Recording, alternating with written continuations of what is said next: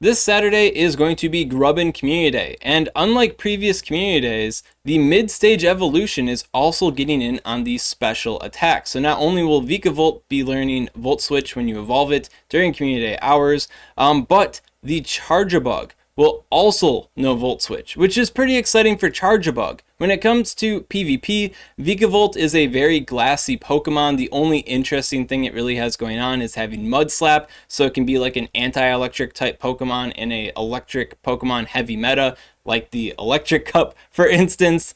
Charjabug is tankier than the Vikavolt, so it definitely has a lot more potential in PvP.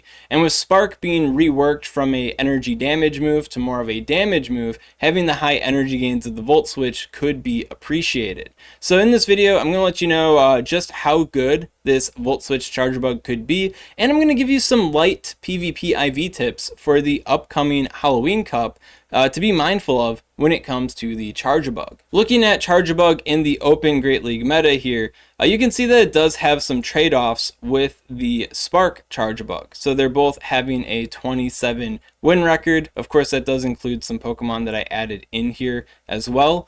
As far as the matchup changes for the one shield situation goes, we no longer have the raw damage output to handle the Sandslash, Alolan, Shadow version, and the Shadow, Alolan, Ninetales.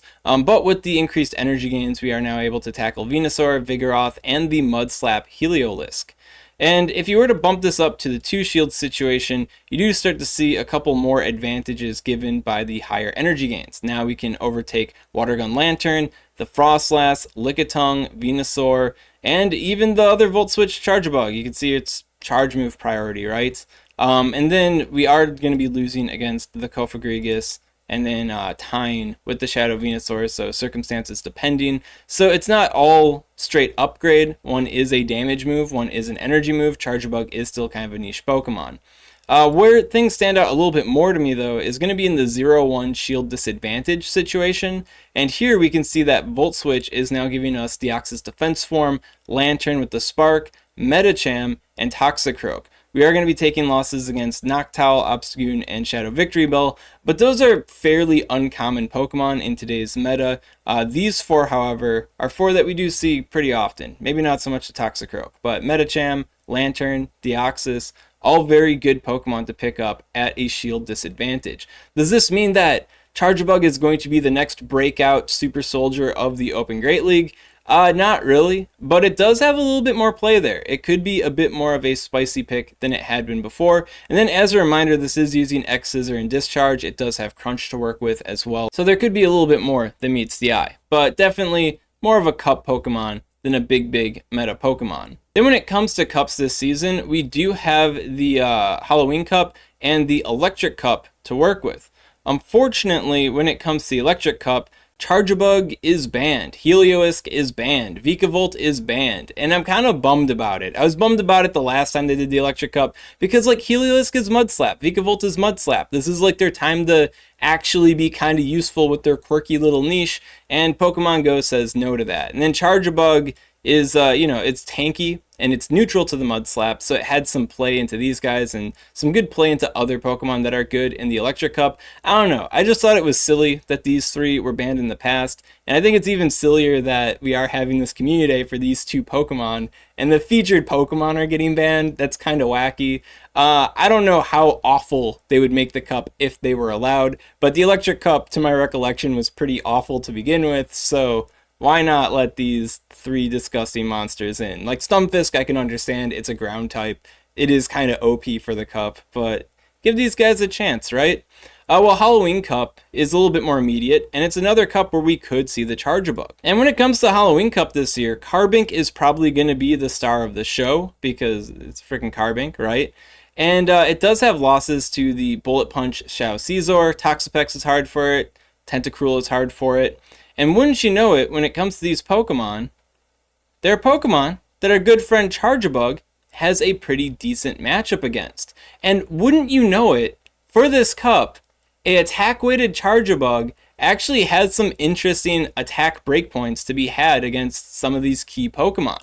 When it comes to the Tentacruel matchup, having a 121.42 attack stat can give you a breakpoint. I don't think it really changes any outcomes here, When it comes to Drapion, having a 121.49 or higher attack stat can help you out in the 1-1 shield situation though. When it comes to the Toxapex, having a 121.97 attack weight, this is up against the rank 1 Toxapex, can help you out in some shield situations. And possibly give you the 1-2 shield situation on top of it. And then against the Caesar, having a 120.32 attack stat can give you a break point that cleans up the 2-2 shield situation. And then finally against the Greninja, having a sky high monster 122.87 attack stat can allow you to manage it in the 1-1 shield situation. So you have a little bit more play into some of these potentially big meta Pokemon in the following Halloween Cup by having this exaggerated monster high attack stat. So when you are looking at your PvP IVs, this Charjabug, Grubbin, Vikavolt Community Day, well, keep your eyes peeled for one of these wacky inverted upside down kind of PvP IV spreads. It could help you out in the upcoming Cup. Then one final thing to mention is that it's going to be a XP Community Day, not a Stardust Community Day, so overall not that exciting. So that's all I gotta say right now about the Charjabug Community Day here. Overall, it's an interesting spice pick. Having a wacky high attack stat could also have some interesting niche benefits in the upcoming Halloween Cup, but overall definitely not the most important Community Day in the universe. The Pokemon is still quite niche. It's still a niche Cup Pokemon, and it's a EXP Community Day, not a Stardust Community Day. So, you know, if you got work, I wouldn't be trying to get off of work to try to get at this one. But don't forget to evolve, so you do have that Volt Switch, just in case it matters at some point in the future. If you got any questions on this content, of course, comment below. Let me know what's up. I'll be happy to help you out. If you enjoyed this kind of content, you want to see more like it, well, make sure to subscribe to SwagTips.